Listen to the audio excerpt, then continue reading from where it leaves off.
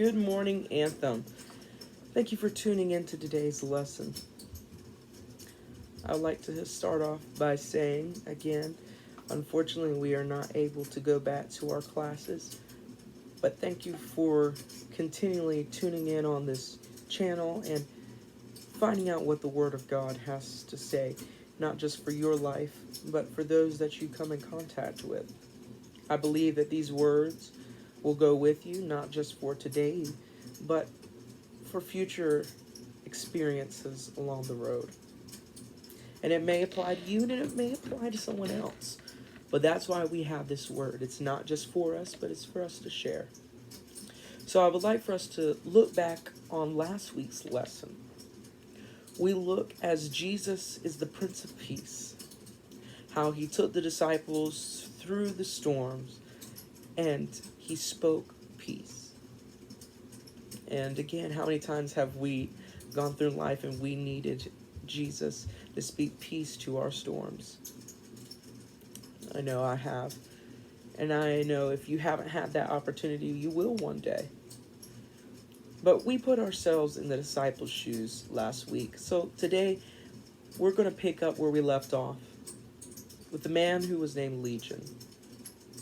I want you to put your thinking cap on and put yourself in the shoes of this Gadarene who was filled with so many demons. See, we look at this man who was named Legion. When he lived his life before Jesus, he was an agent of chaos, if we would. He had no control, no say, rather his own life. We look at him and we see these legions running and ordering his steps. What you allow to influence you does matter. But we see this legion. What is legion? The Bible said when Jesus asked who this man was, the spirits spoke up for him. He didn't get a chance to really say who he was, but rather they spoke up and they said, "We are legion, for we are many." Many. This wasn't just a throwing together of demons. No, they were a regimented force. They were a legion. They marched as one. See, they weren't working in disunity. They were working in order. How many of you know that the devil's kingdom does not fight each other? They edify each other. Just like the church should edify each other. But we see this legion, this agent of chaos, disrupting everyday life for the people of Gadarene. And we see as these people are being affected, not just in their business, but in their day-to-day living. That they get sick and tired of this man who's causing all this trouble. But they don't really take time to really listen to him or try to help him. They just want to throw him away. And I know sometimes you may feel that way, that people throw you away and all you need is help. It's not fair and it shouldn't be that way. But that's what they did to this man. They didn't take the time to listen to his story or find out how he got there, but rather they chained him up and they threw him away with the dead things. They threw him away into the caves and to the cemeteries to live his life alone with no one to love him, to care for him, or to help him. Until one day where we see Jesus, who is teaching on the other side of the Sea of Gadarene. He's teaching about love. He's teaching these parables. We see him even teaching about the 99 sheep and the one lost sheep. And again, we paralleled that with the story of this man from Gadarene. But that's just who Jesus was. He wasn't just about the talk, but he walked the walk. When there was one sheep who needed help, he left the 99 who didn't need him. He had just talked to the multitudes of people, saying that this is the kingdom, it is at hand. And he's showing them how the kingdom is in everyday life. But again, he's helped the 99. Now he's going after the one, because he is a good shepherd. He takes care and he looks after his sheep, even when the sheep is on the other side of the sea. You can be in a whole different situation, but that feeling of being so far away from God, that, does he remember me? Does he even know where I am? Does he know who I am? These are the questions I can only imagine that this man who was infested with these demons probably thought to himself. But Jesus told his disciples, we have to go. And we talked about it last week, but they went from one point of the sea to the heart of the storm to the other side of the sea. But as we see Jesus, as he pulls up to the scene on Gadarene, before he can even step out of the boat, these legions were being dragged by this man who was looking to be delivered. And these demons knew that they were in trouble. As we see, as this man comes up to Jesus, these demons forcefully put this man on his knees. Why? Because they recognize who Jesus is. And that is very important. As we look at this man, as he's on his knees, these demons are crying out, why have you come? They call him the Son of God. The demons recognize who Jesus is. We look, and they're calling out that they would not be judged and put in hell before their time. They'd rather have the punishment other than the eternal burning up.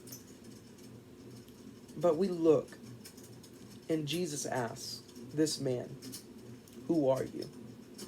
And these demons are crying out to him, we are a legion. But that's not who Jesus was looking for. That's not who Jesus was wanting to save. It was not these legions. It was the man. He saw the man, not the circumstances. He did not see the trials. He did not see what the people had rejected and have tried to throw away. But rather, he saw the man that was hurting and needed help. And he helped him. He extended his loving arms toward him. We see Jesus cover this man in love. He clothed him. He put him in his right mind.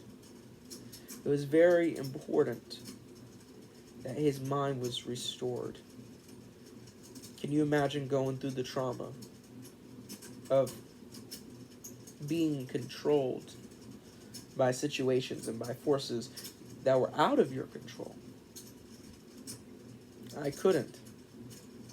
But I would tell you, just going through traumatic situations of itself, you need a peace of mind. Peace is something that you can't put a price tag on. The same thing with love. Peace lets you think clearly. It gives you that freedom of choice without worry. This man chose Jesus. And he begged Jesus, let me go with you.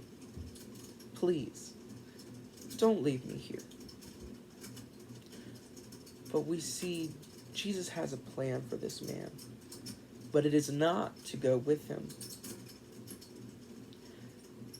How many times have we wanted to go with Jesus, but Jesus says, not yet. You got to wait right here until it is time.